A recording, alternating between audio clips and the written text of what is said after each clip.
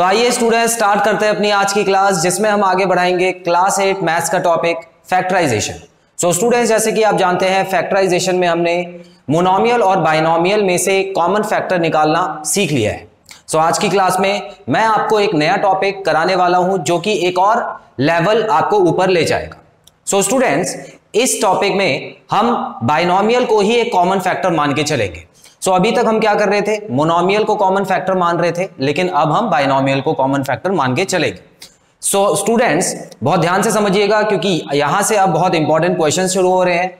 और याद रखिएगा कि ये जो कॉमन फैक्टर होता है या जो फैक्टराइजेशन हम टॉपिक पढ़ रहे हैं, ये आपको कभी भी ऐसा क्वेश्चन नजर आता है जिसमें आपको कॉमन चीज नजर आती है तो वहां पे आपको फैक्टराइजेशन करना ही है। तो ये चैप्टर ना होके बेसिकली एक मेथड का नाम है। ये चैप्टर मैं आपको इसीलिए पढ़ा रहा हूं क्योंकि 9th 10th में ये चैप्टर फैक्टराइजेशन के नाम से नहीं आएगा, बल्कि ये एक मेथड होगा जो कि आपको अप्लाई करना होगा अलग अलग चैप्टर्स में। तो आई होप ये चीज आपको क्लियर है स्टूडेंट्स। तो आइए देखते हैं कि क्या नया है आज की क्लास में। आप देख सकते हैं factorization when a binomial is a common factor. Students, हो सकता है अभी तक आपको समझ ना आया हो कि मैं किस चीज के बारे में बात कर रहा हूं, तो आप ध्यान से समझिए।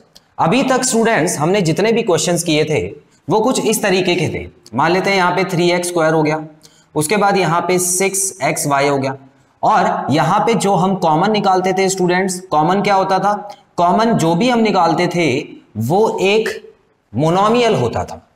मोनोमियल कहने का मतलब है स्टूडेंट्स, देखिए यहाँ पर 3 दोनों के पास है, उसके बाद x की पावर जो है वो 1 इसके पास है, तो यहाँ पे 3x हो गया इसका HCF।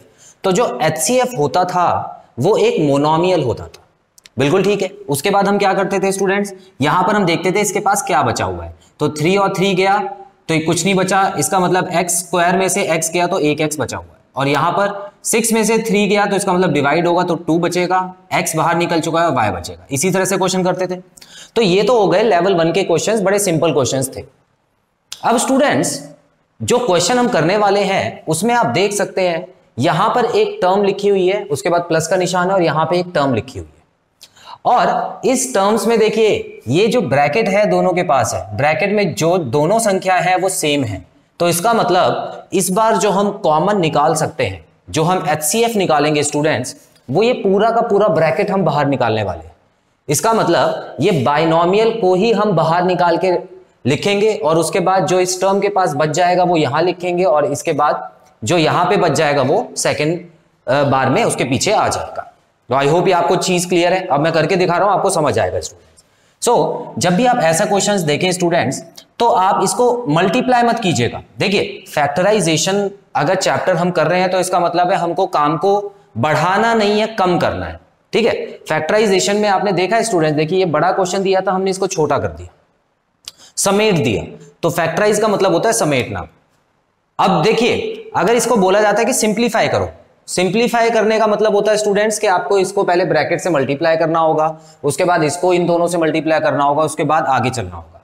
तो सिंप्लीफिकेशन एक अलग चीज है और फैक्टराइजेशन बिल्कुल अलग चीज है। फैक्टराइजेशन बिल्कुल उल्टा काम करता है। कहने का मतलब है आपको आंसर दिया है, उसका क्वेश्चन बनाना है आपको फैक्टराइजेशन में, ठीक है। तो आपको उल्टा चलना है और चीजों को समेटने की कोशिश करनी है। तो स्टूडेंट्स यहां पर अगर आप देखें तो यहां से लेके यहां तक हो गई पहली टर्म, और यहां से लेके यहां तक होगी दूसरी टर्म। अब इन दोनों में आपको क्या चीज कॉमन नजर आ रही है, देखिए आगे के नंबर में कुछ भी कॉमन नहीं है ना, आगे के नंबर में कुछ भी कॉमन नहीं है, 7 और 3 है, बिल्कुल अलग अलग।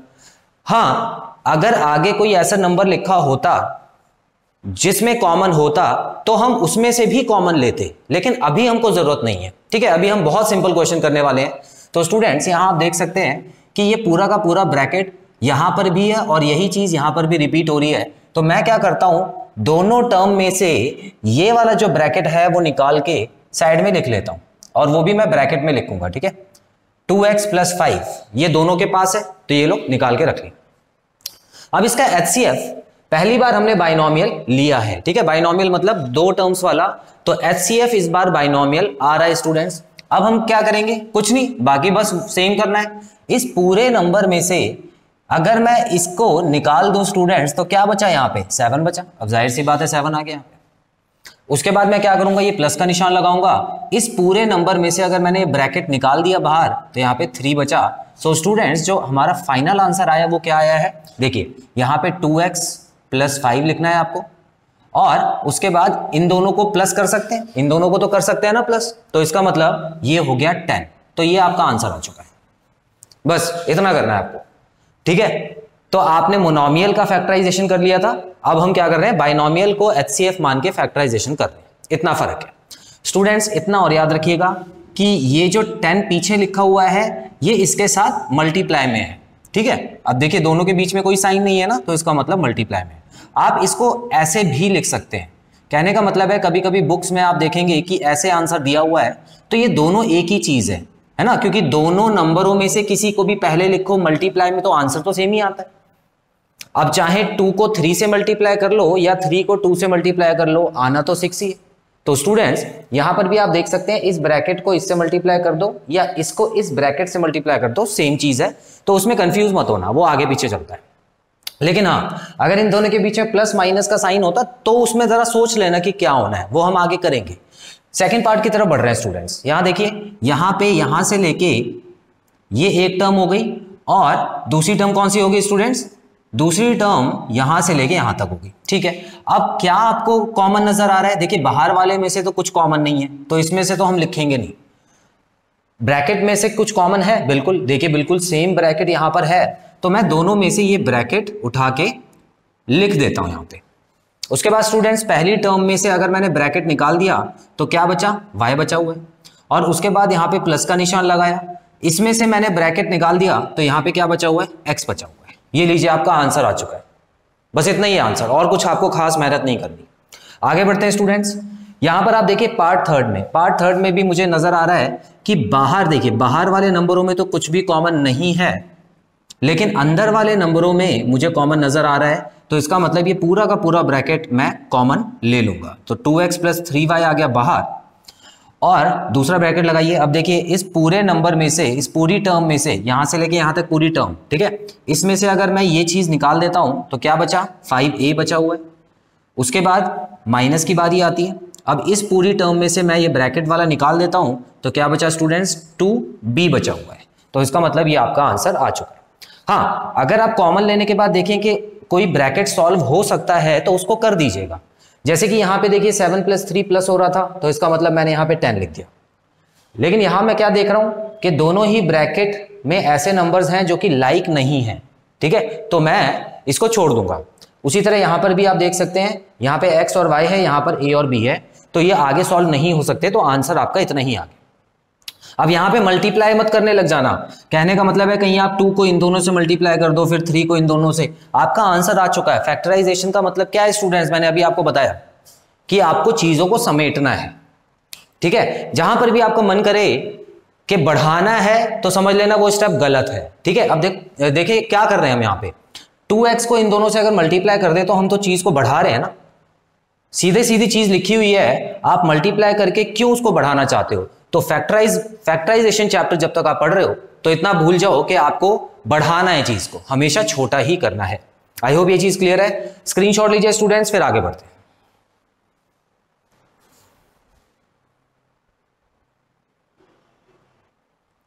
सो स्टूडेंट्स बढ़ते हैं पार्ट नंबर 4, 5 एंड 6 की तरफ। यहां आप देख सकते हैं बिल्कुल सेम क्वेश्चन लिखा हुआ है। अब आपको समझ आ चुका है तो आप मुझसे पहले करिए और अपने आंसर्स चेक कीजिए।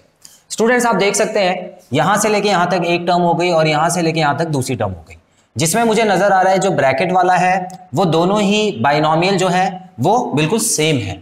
तो इसका मतलब क्या है स्टूडेंट्स, मैं बाइनोमियल को कॉमन ले लेता हूं, तो 2x - y मैंने बाहर लिख लिया, और इसके पास क्या बचा, इसके पास 6x बचा हुआ है, प्लस उसके बाद यहां पे इसके पास 7y बचा हुआ है। अब मैं देख पा रहा हूं कि आगे ये सॉल्व नहीं हो रहा है क्योंकि यहां xy है और यहां पर भी xy है, तो इसका मतलब यही मेरा आंसर आ चुका है। स्टूडेंट्स आगे बढ़ते हैं, तो यहां आप देख सकते हैं 7a लिखा है और यहां पे 3b लिखा है। हाँ देखिए मैं जल्दी कर रहा हूं, इसका मतलब ये नहीं है कि आप चीजें इग्नोर करो। स्टूडेंट्स याद रखिएगा कि यहां पर आपको जब भी सॉल्व करें तो ये बाहर वाले नंबर्स में भी देखना है क्या कुछ कॉमन आ रहा है, ठीक है, क्योंकि अगर आएगा तो उसको हमको लिखना होगा। अभी हम आगे चल के कुछ ऐसे पार्ट्स करेंगे। सो स्टूडेंट्स यहां पर आप देख सकते हैं फिलहाल तो इस वाले पार्ट में और इस वाले पार्ट में कुछ भी कॉमन नहीं है, मतलब बाहर की अगर मैं बात करूं, अंदर तो ब्रैकेट तो कॉमन है, तो यहां मैं लिख देता हूं 2x - 3। उसके अलावा इस पूरी टर्म में से अगर मैंने ये निकाल दिया तो यहां पे बचा है 7a, उसके बाद प्लस इस पूरे ब्रैकेट में से मैंने 2x माइनस 3 निकाल दिया, तो यहाँ पे बचा है 3b। तो इस तरह से आपको आंसर निकालना है। नीचे भी बिल्कुल सेम है स्टूडेंट्स, कुछ नया नहीं है, तो इसको भी जल्दी से कर लेते हैं। ये हो गई एक टर्म और ये होगी दूसरी टर्म। कॉमन आ रहा है इसमें से x माइनस 2y, इसको बाहर निकालिए। उसके बाद इस टर्म में से इसको बाहर निकाला तो बचा 3a, उसके बाद माइनस का साइन लगाइए। इस टर्म में से ये चीज बाहर निकाल दी, तो इसका मतलब यहाँ पे b बचा हुआ है। अब मैं देख पा रहा हूं कि कोई भी आगे सॉल्व नहीं हो रहा है इसमें से, तो स्टूडेंट्स यही मेरा आंसर है। तो इसका भी स्क्रीनशॉट लीजिए, फिर कुछ नए तरीके के क्वेश्चन करते हैं।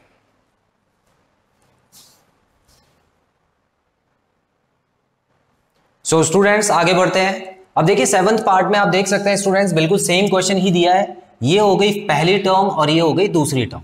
स्टूडेंट्स यहां पे बस एक चीज नहीं है, यहां पर बाहर वाले नंबर्स को नोट कीजिए। क्या यहां पे इन दोनों में कुछ कॉमन आ रहा है? जी हाँ, बिल्कुल कॉमन आ रहा है, तो उसको आप इग्नोर नहीं कर सकते। अगर बाहर वाले नंबरों में कुछ कॉमन आ रहा है तो उसको कॉमन आपको लेना ही होगा। उसके साथ साथ आपको ये ब्रैकेट भी कॉमन लेना है, क्योंकि ये ब्रैकेट भी कॉमन है। तो स्टूडेंट्स ये कैसे करेंगे, आइए समझते हैं। सबसे पहले आप बाहर वाले नंबर्स को ही देखिए, बाहर वाले नंबर्स पे ही आपको नजर रखनी है स्टूडेंट्स। यहां पे मैं आप देख सकता हूं कि ये दोनों जो नंबर हैं, नंबर कैसे करते हैं, नंबरों का HCF निकलता है कि कोई भी ऐसा नंबर जिसके टेबल में 2 और 6 आता हो, तो कैसे निकालेंगे स्टूडेंट्स, ये हो जाएगा 2। तो 2 के टेबल में 2 और 6 दोनों आते हैं, बिल्कुल सही है। उसके बाद स्टूडेंट्स x की पावर 1 है, x की पावर 2 है, तो मैं यहां पे क्या कर लेता हूं, x की पावर 1 को कॉमन ले लेता हूं। तो ये बाहर वाली चीज में से इतना ही कॉमन आएगा, ठीक है। अब इसका मतलब ये नहीं है कि आप करना शुरू कर दो, आप बाकी बची हुई चीज लिख दो, नहीं। अब आपको क्या करना है, जो बाकी चीज कॉमन है वो भी निकालनी है। कहने का मतलब बाहर में से तो जो कॉमन आया है वो यहां पे आ गया, अब जो अंदर वाला कॉमन है वो भी साथ में ही कॉमन ले लेना, ठीक है। मतलब सारा कॉमन का काम जो है वो एक साथ ही आपको कर लेना है, अलग अलग नहीं करना, रुकना नहीं है किसी चीज के लिए। तो यहां पे मैं क्या कर रहा हूं, बाहर वाली चीज के साथ मैं अंदर वाली चीज जो कॉमन है वो भी लिख रहा हूं। तो टोटल ये जो है ये तीनों चीजें देखिए, 1 2 और ये पूरा का पूरा 3, तो ये 3 चीजें जो हैं वो कॉमन आ रही है। आई होप ये चीज क्लियर है स्टूडेंट्स आपको, ठीक है। तो इसमें कंफ्यूज मत होना कभी भी। अच्छा, अब जो बचा हुआ है वो लिखते हैं। अब स्टूडेंट्स ध्यान से देखिए, अगर मैं इस पूरी टर्म को इस पूरी टर्म से डिवाइड कर दूं, डिवाइड क्यों कर रहा हूं, क्योंकि कॉमन लेने का मतलब है डिवाइड करना, ये तो हमको पता ही है। अब स्टूडेंट्स क्या बताया था आपको मैंने, 6 को अगर मैं 2 से डिवाइड कर दूं तो यहां पे तो 3 बच गया, x और x कट गया, ठीक है। और ये वाला ब्रैकेट देखिए, ये पूरा का पूरा ब्रैकेट जो है वो कट जाएगा। इसका मतलब सिर्फ और सिर्फ 3 जो है वो कॉमन आया, सॉरी कॉमन नहीं, कॉमन तो बाहर आ गया, 3 जो है वो बचा है। क्लियर, आगे बढ़ते हैं स्टूडेंट्स। तो यहां पर मैं प्लस का निशान लगाऊंगा। अब यहां पर इसको इससे डिवाइड कीजिए, तो यहां देखिए 2 से 2 चला गया, x स्क्वायर है, क्या है, x स्क्वायर, और यहां पे 1x है, तो इसका मतलब यहां पे 1x कट जाएगा तो 1x बचेगा, तो यहां पे मैं 1x लिख देता हूं।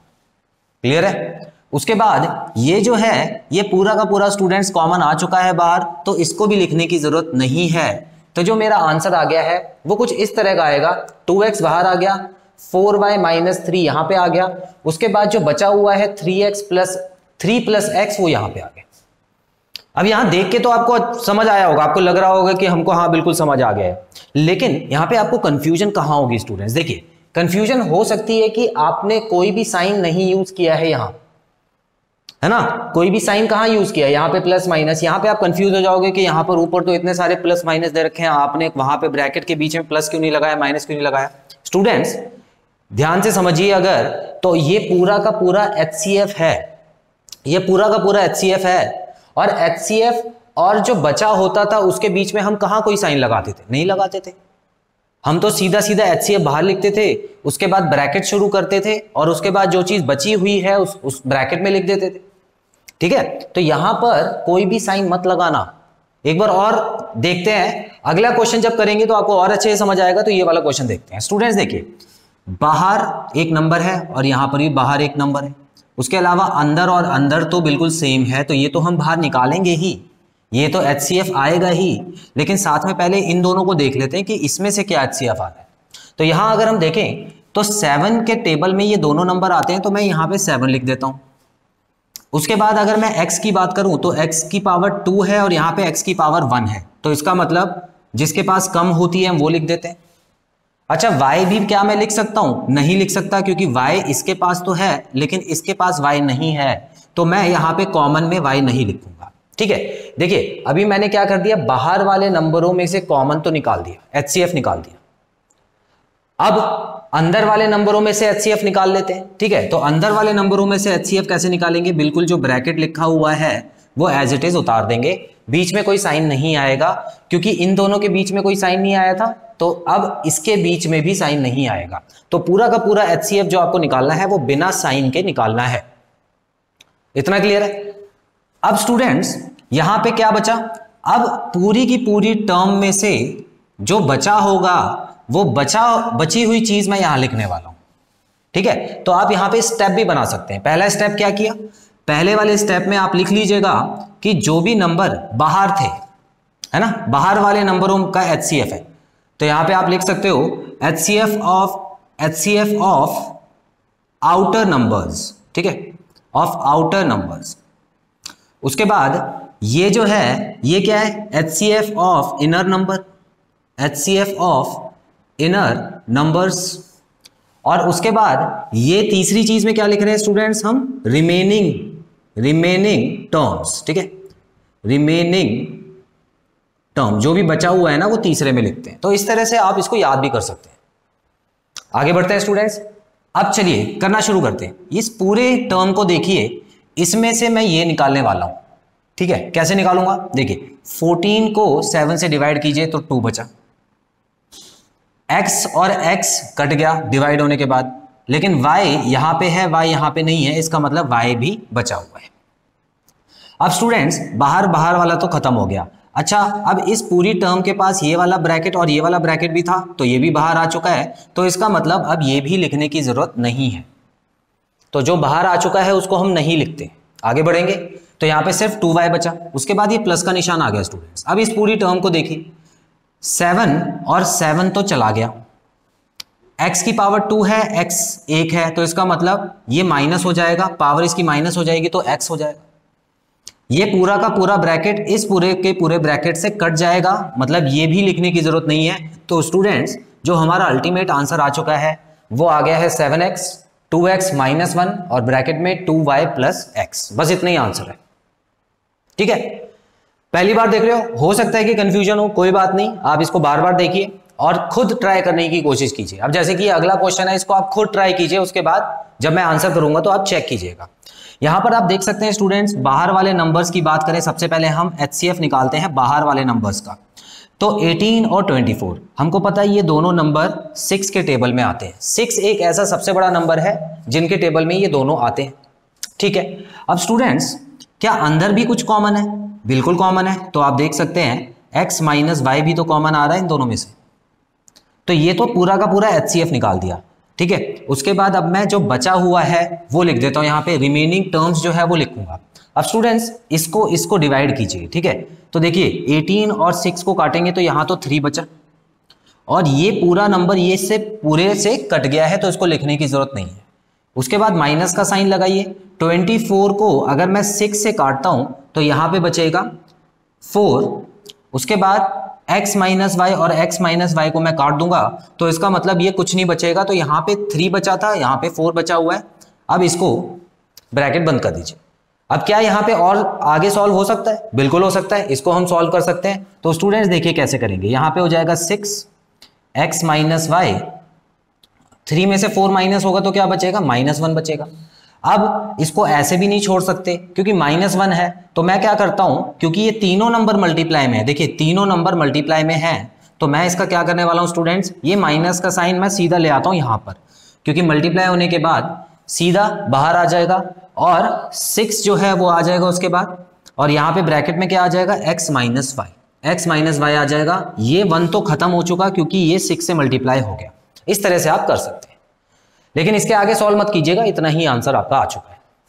तो स्टूडेंट्स आई होप आपको जो बाइनोमियल जब हम कॉमन लेते हैं, जब HCF में बाइनोमियल होता है तो वो कैसे करते हैं ये समझ आया है। अभी ये स्टार्टिंग की क्लास है, इसके आगे हम और भी कुछ पार्ट्स लेके आएंगे जिससे आपको ये कॉन्सेप्ट अच्छे से क्लियर होगा। सो स्टूडेंट्स, आप इसका स्क्रीनशॉट लीजिए, फिर एक क्वेश्चन मैं आपको होमवर्क के लिए देता हूं।